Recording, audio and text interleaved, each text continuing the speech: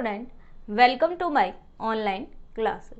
आज हम BSc first year में मैट्रिसेस में chapter number 2 inverse and rank of a matrix की कैनोनिकल फॉर्म पढ़ेंगे। कैनोनिकल फॉर्म होता है कि मीन्स कुछ मैट्रिक्स इक्विवेलेंट का साइन लगाते हुए उन्हें सॉल्व आउट करते हुए हमें इस टाइप्स की बनानी होती है, आई आर बाकी 0 0, यानी कि कुछ पार्ट उसका क्या हो, आई आर यहाँ यूनिट मैट्रिक्स होती है। क्या होती है? यूनिट मैट्रिक्स होती है। तो कुछ पार्ट को हम यूनिट मैट्रिक्स बनाएंगे और बाकी अदर एलिमेंट को 0 बनाएंगे, वो कैनोनिकल फॉर्म कहलाएगी। और उस कैनोनिकल फॉर्म पर बेस्ड आपके एग्जाम्पल पेपर में पूछे जाते हैं।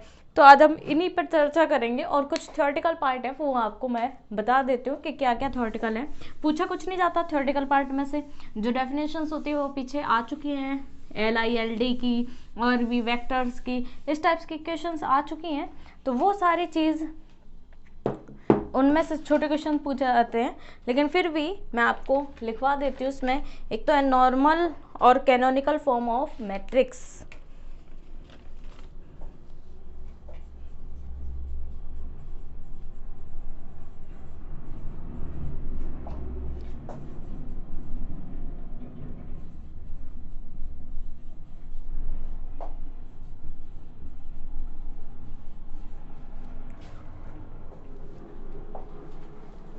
Of matrix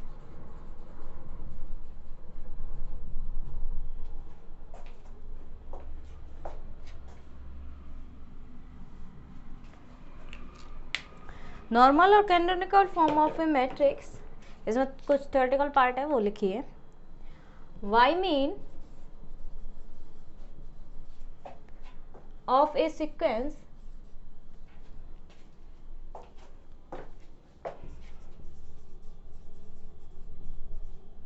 of finite number of E transformation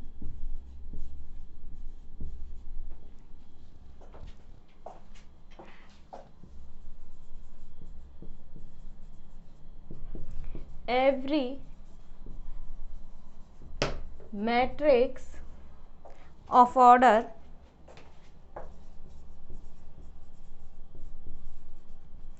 M cross N and rank R can be reduced to one of the following form.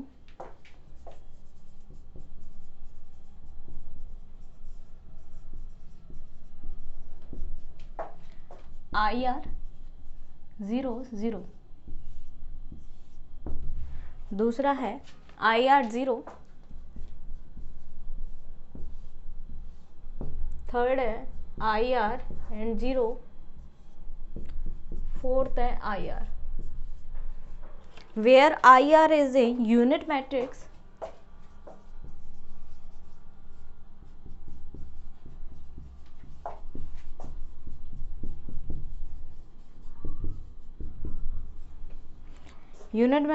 of rank R and 0 is 0 matrix, या O लिख दो आप, 0 matrix. These are called its normal form.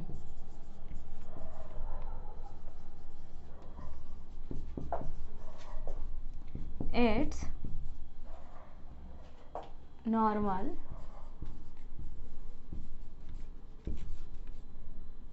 Form, ठीक है, normal form कहलाती है। देखिए normal और कैनोनिकल फॉर्म एक ही बात है, और लगाए। नॉर्मल और canonical form of a matrix, एक मैट्रिक्स की नॉर्मल और कैनोनिकल फॉर्म क्या है? Bye means of a sequence of finite numbers of E transformation, यानी कि कोई मैट्रिक्स गिवन है, जैसे कोई मैट्रिक्स गिवन है, ठीक है, 1 2 3, मैं मान लेती हूँ 4 5 6 7 8 9, ये मैट्रिक्स गिवन है। इस पर ई ट्रांसफॉर्मेशन लगाना एक सीक्वेंस में, एक एक करके या दो आप निकाल सकते हो, उसमें कॉलम भी आ जाएगा और आपकी रो भी लग जाएंगी, दोनों ही लग सकती हैं और उनको हम सॉल्व आउट करेंगे। तो ये बोला है of finite number, finite number का मतलब है परिमित, परिमित यानी कि गिनने में आए। Number of E transformation every matrix of order m cross n, प्रत्येक मैट्रिक्स m क्रॉस n की होगी एंड रैंक r होगी, can be reduce to one the following form, in following form में से हम रिड्यूस कर देंगे। जैसे ये मैट्रिक्स गिवन है तो इसको मैंने दो एलिमेंट 1 1 मान लिए, तो 1 ये वाला 1 मान लिया, तो 1 1 0 0, बाकी अदर एलिमेंट 0 हो गए, ठीक है। तो इस फॉर्म को हम क्या कह देंगे, आई आर, ये आई आर कहला देगी और ये 0 कहला दूँ और 0 0 हो जाएगी, ठीक है, दो दो के पेयर में, तो यानी क्या हो जाएगा आई आर 0 0 0, इस टाइप की मैट्रिक होगी। वापस खोलोगे तो 1 0 0 1 आ जाएगी और आपके सॉल्यूशन हो जाएगा। तो इस टाइप्स की फॉर्म को यानी कि रिड्यूस करेंगे, तो रिड्यूस करेंगे यानी कि कॉलम C12 अगर लिखा मिले, याद रखना C21 या C12 ओनली लिखा मिले तो उसका मीनिंग होगा रिड्यूस कैसे करेंगे वो बता रही हूँ। देखिए फिर से सुनिए यहाँ तक कि क्या बोला था, ये बोला था bye means of a sequence of a finite number, एक फाइनाइट नंबर के सीक्वेंस में ऑफ ई ट्रांसफॉर्मेशन के every matrix of order m cross n, प्रत्येक मैट्रिक्स किसकी होती है, ऑर्डर m क्रॉस n की होती है, एंड रैंक r होती है, can be reduce to one of the following form, इस फॉर्म में हम चेंज करते हैं IR0 0 और IR0 IR, where I R is a unit matrix, I R कैसी होगी, यूनिट मैट्रिक्स होगी, ऑफ रैंक आर की, कितने की रैंक की, आर की, and 0 is zero matrix, zero कैसी होगी, जीरो मैट्रिक्स होगी। These are called its normal form, इनको हम क्या कहेंगे, नॉर्मल फॉर्म कहेंगे।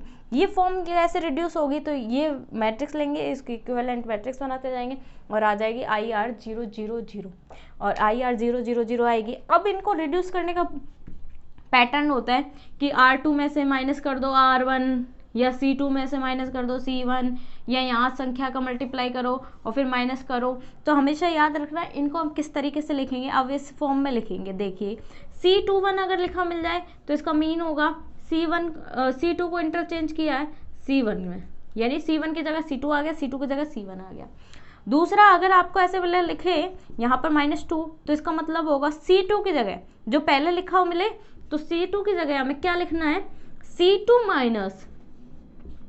माइनस है, यहाँ पर माइनस लगा है तो -2C1 इसका मीनिंग ये होगा। कुछ भी आप मतलब पहले जो लिखा होगा वो उसकी जगह, उस कॉलम की जगह उसी कॉलम में से 2C1 माइनस करना है। अगर मान लीजिए ऐसे लिखा मिल जाए C1 मिले तो आपको यानी कि इसका मीनिंग होगा C1, पहले C1 आएगा, C1 की जगह क्या करना है, C1 प्लस C2 करना है, 1 मल्टीप्लाई C2, तो C1 प्लस मैं क्या कर दूंगी, C2 कर दूंगी। देखो C1 की जगह C2 है तो C2 की जगह करा, C1 पहले 1 आ गया तो C1 की जगह किया और 1 का मल्टीप्लाई कर दिया किस में, C2 में कॉलम में और जोड़ दिया। तो इस टाइप के फॉर्म आएंगी, ये इसलिए आपको बताया था मैंने। अब आप इसका स्क्रीनशॉट लें।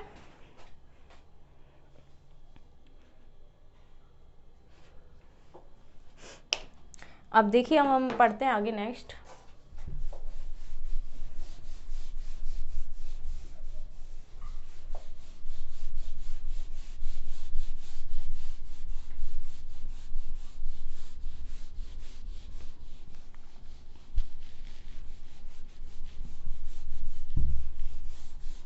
इस टाइप्स के जो ये वाले क्वेश्चन आएंगे ये ज़्यादा आते हैं, तो डायरेक्ट क्वेश्चंस पूछे जाते हैं। इनकी थ्योरम्स इतनी इंपॉर्टेंट नहीं है और थ्योरम आती भी नहीं है इनकी, जो पीछे की गिवन है आप देख लेना, आपके में काफ़ी थ्योरम्स गिवन है तो वो नहीं पूछी जाती।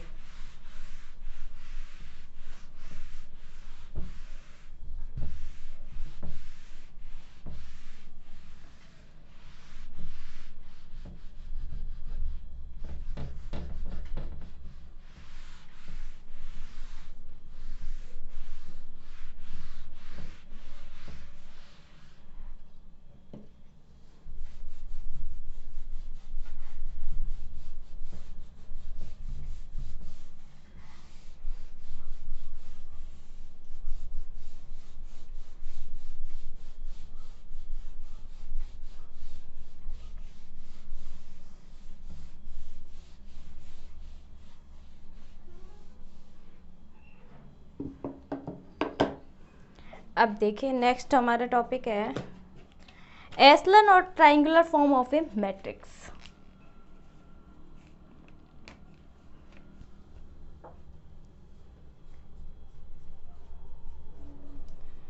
एशलन और ट्राइंगुलर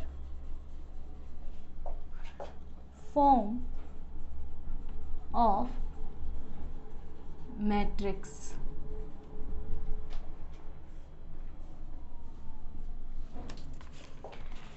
इसमें है 0 रो,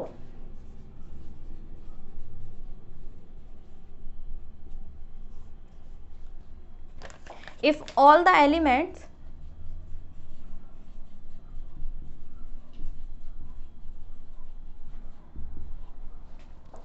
of any row of a matrix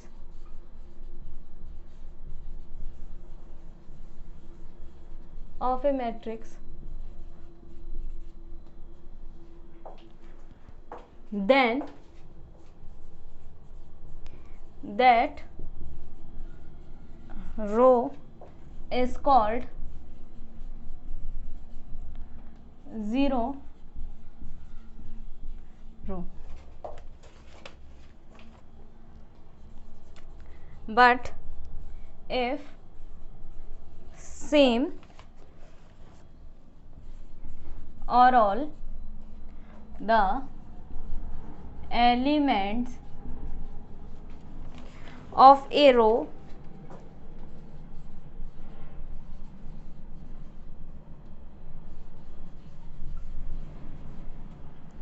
non-zero, then that row is called non-zero row.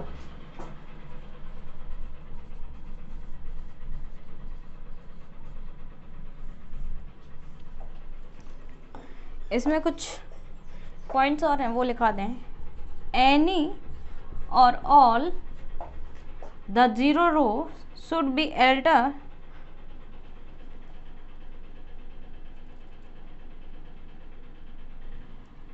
any or all the 0 row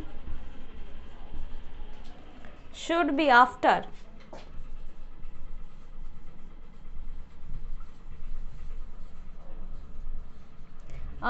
the non-zero rows.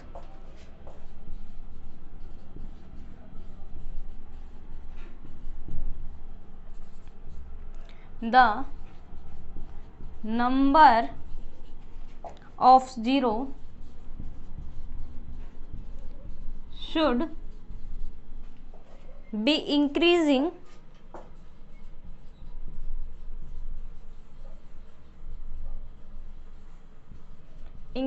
before the first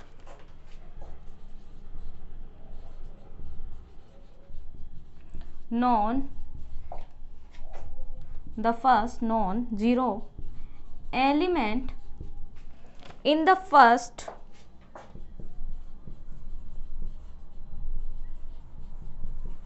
second and third row of the matrix. Third है in each row the first non-zero element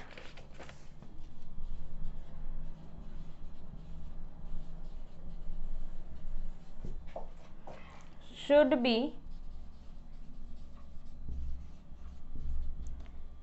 unity. This is not a necessary condition.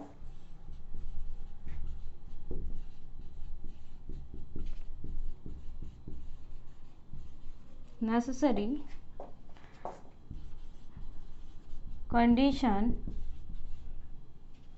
but only expected.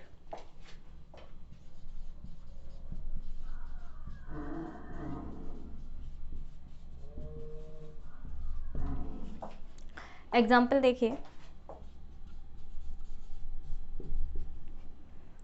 1 2 3 4 0 1 3 5 0 0 1 2 0 0 0 2।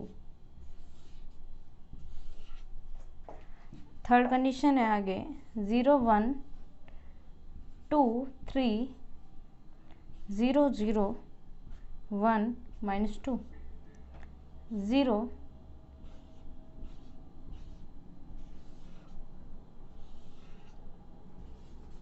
etc। देखिए क्या कहा है, echelon और triangular form of a matrix.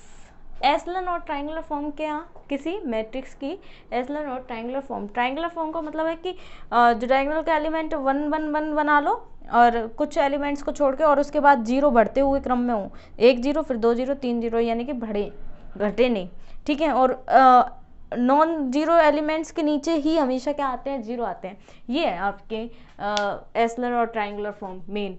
अब देखिए यहाँ कहा है जीरो रो, जीरो रो कह रहा है, तो यहाँ पर देखिए if all the elements of any row, किसी भी रो के प्रत्येक एलिमेंट ऑफ ए मैट्रिक्स, किसी मैट्रिक्स के, then that row is called zero रो।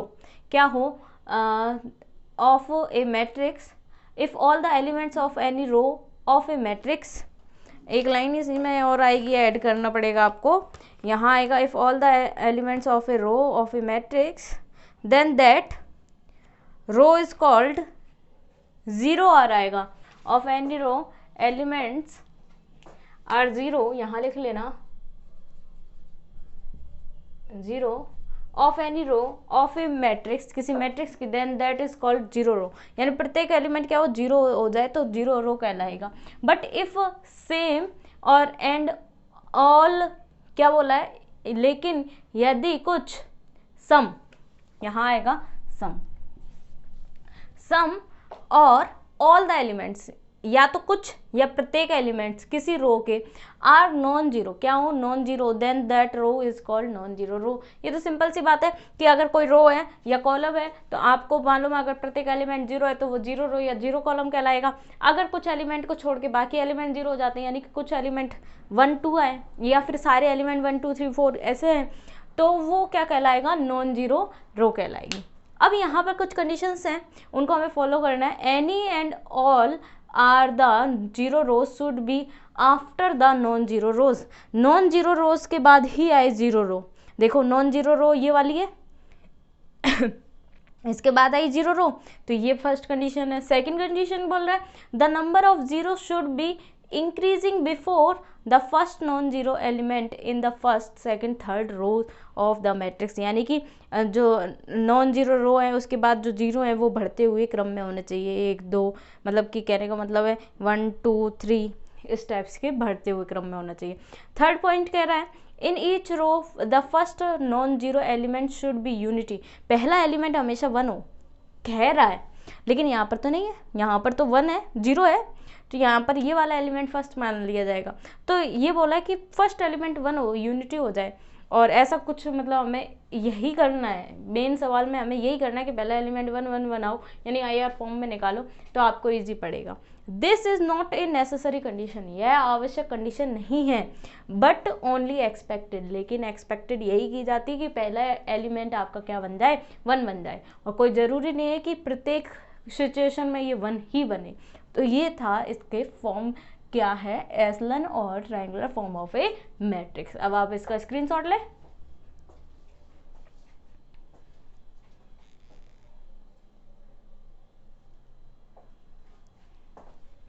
अब देखिए, अब हम आगे बढ़ेंगे। अब हम इसका एक एग्जाम्पल लेंगे, एग्जाम्पल से समझेंगे तो आपको बेटर रहेगा।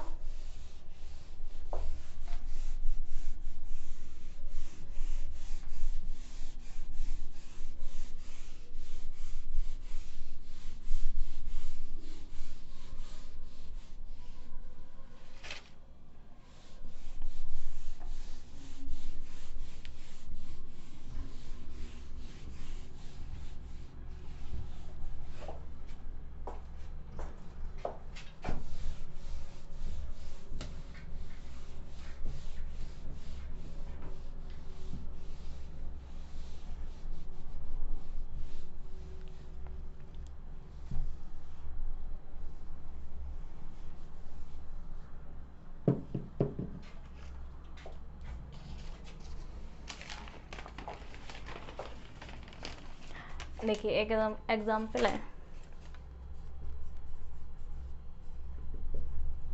शो दैट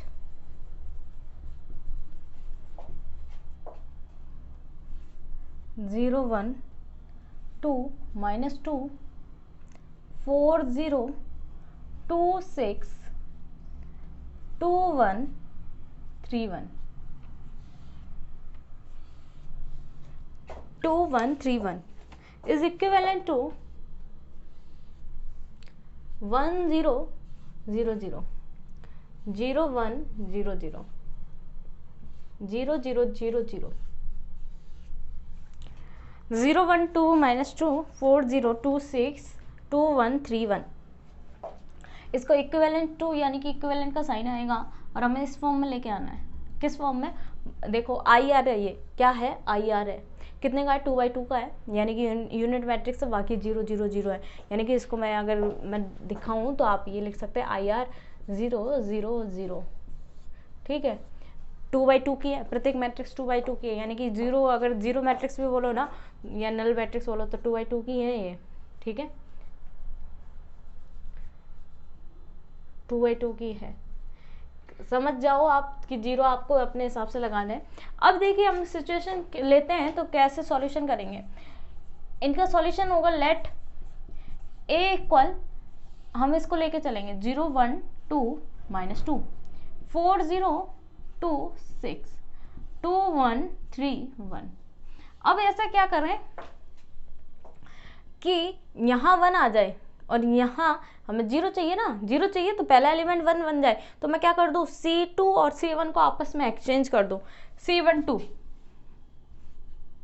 और C12 का मतलब क्या है, C1 इंटरचेंज C2, समझ गए? C2 और C1 का आपस में इंटरचेंज कर दिया और इक्विवेलेंट का ही साइन आएगा। क्यों? क्योंकि प्रत्येक मैट्रिक्स सॉल्व आउट होगी, कितनी भी आप सॉल्व आउट कर सकते हो जहां तक आपकी नीड है, तो वहां तक इक्विवेलेंट का साइन ही आएगा, क्योंकि सारी मैट्रिक्सेस आपस में इक्विवेलेंट ही कहलाएंगी।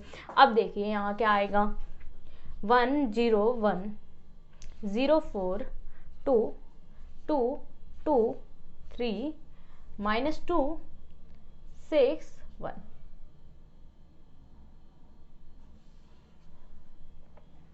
ठीक है, अब क्या हो, अब आप ये कर सकते हो, आपको ये अगर ये 0 बनाना है तो ये 0 बना सकते हो, और ये 0 बनाना है तो आप क्या कर सकते हो, 0 -1 अगर करेंगे तो 0 आ जाएगा, यहाँ से ये माइनस कर दो, यानी कि कॉलम रो R3, कुछ भी कर सकते हो आप, अपनी मर्जी से लगा सकते हो, जरूरी नहीं कॉलम के लेके चलो या रो के लेके चलो, आप दो चीज़ें साथ में भी लेके चल सकते हो। मैं चलो इसमें एक और चीज़ कर देती हूँ, और भी इजी पड़ेगा आपको, 3 और 4 हो जाएगा, नहीं वो बाद में करते हैं, इसमें ऐसे ही कर लेते हैं, R3 1 -1। ठीक है, इसका मतलब क्या होगा, मैं यहाँ लिख देती हूँ, R3 की जगह क्या आएगा, R3 - R1 आएगा, R3 की जगह क्या आएगा, R3 - R1 आएगा। मैं सिंगल स्टेप करके दिखा रही हूँ, पर आप 2 स्टेप्स भी साथ में ले सकते हैं। तो R3 की जगह करना तो बाकी सेम आ जाएंगे, 1 0 2 -2 0 4 2 6। R3 की जगह R3 में से R1 माइनस करना, 1 -1 0। ठीक है, 2 3 -2 1 1 माइनस प्लस 2 3, ये आएगा। अब आप क्या करो, यहाँ देखो, इस पूरी रो में R2 में 2 का डिवाइड दे दो, R2 में 2 का डिवाइड दे दो, R2 1/2, R2 में 2 का डिवाइड देंगे तो 1 0 2 -2 और 0 2 1 3 और लास्ट स्टेप है 0 2 1 3। अब देखो कितना इजी हो गया, ये वाली वैल्यू सारी 0 हो जाएगी, हमें यही 0 चाहिए थी। तो अब क्या करेंगे हम, इसमें देखिए R3 2 -1 करेंगे, R3 की जगह क्या होगा, R3 में से R2 माइनस होगा, तो माइनस होगा तो वह की वैल्यू सारी 0 हो जाएंगी, तो ये आएगा 1 0 2 -2। ठीक है, 0 2 1 3 बाकी 0 0 0 0। अब क्या होगी आगे की वैल्यू, अब हमें किसको 1 बनाना है और किसको 0 बनाना है वो ध्यान देना है। तो मैं इसमें ऐसा कर सकती हूँ, ये कर दो आप, कॉलम में C4 3 + 1, C4 में C3 ऐड कर दें, ठीक है, ऐड कर दें, यानी 1 0 2, ये तो सेम रहेगा, 0 2 1 0 0 0। अब -2 + 2 0, 3 + 1 4 0, ठीक है। अब इसको 0 बनाना है, पहले इसको 1 बना दो, अगर इसको 0 बना दो आप, पहले इसको 0 बनाओगे तो इसको 0 बनाने के लिए आपको क्या करना पड़ेगा, हाँ ये कर सकते हो, इसको 0 बनाने के लिए C3 1 -1, C3 1 -2, ठीक है, C3 में ये कर दिया, और C4 में 2 -2, ये कर दो, -2 को मल्टीप्लाई करके 0 हो जाएगा। तो 1 2 तो सेम रहेंगी, 0 2 0 0। अब C3 की जगह क्या आएगा, C3 में से C1 माइनस हो रहा है, 2 का मल्टीप्लाई, 2 - 2 0 हो जाएंगे, 1 की जगह 1 ही रहेगा और ये 0 हो जाएगा। और C4 में देखो 0 as it is, C2 minus हो रहा है, और 4 - 2 यानी 4 - 2 × 2, 4 - 4 0 0, हमें 0 0 0 मिल गया। अब हमें केवल एक ही स्टेप को 0 बनानी है, एक तो ये और दूसरा इसको 1 बनाना है। तो मैं ये कर दूं, अब इसमें ये कर दूं, C2 की जगह C2 3 -1, तो 1 0 0 0 2 0 1 0 0 1 0 0 0 0। अब लास्ट स्टेप आपको करनी है, तो लास्ट स्टेप आप कर सकते हो, क्या आ जाएगी, C3 2 -1 + 1, हाँ -1 कर दो, तो हमारे पास आ जाएगी 1 0 0 0 0 1 0 0 0 0 0 0। जो हमें चाहिए था वो आ गया। ये इक्विवेलेंट है और सारे इक्विवेलेंट है, यहाँ से यहाँ तक भी पहुँच सकते हैं, यहाँ से यहाँ तक भी, कहीं तक भी जा सकते हो। इसके आगे भी आपको कुछ सिचुएशन दे दे तो वो भी आप कर सकते हो। तो ये यानी कि कहने का मतलब है कैनोनिकल फॉर्म ही में ही बनाते हैं और इसी टाइप के क्वेश्चन पूछे जाते हैं। अब आप इसका स्क्रीनशॉट लें। तो ये था आज का हमारा टॉपिक, कैनोनिकल फॉर्म और एशेलन और ट्रायंगुलर फॉर्म के रूप में जो क्वेश्चंस पूछे जाते हैं और उन पर बेस्ड थ्योरेटिकल पार्ट भी आपको कंप्लीट करवा दिया है। अब नेक्स्ट वीडियो में इसके अदर एग्जांपल्स को हम सॉल्व आउट करेंगे। Thank you so much.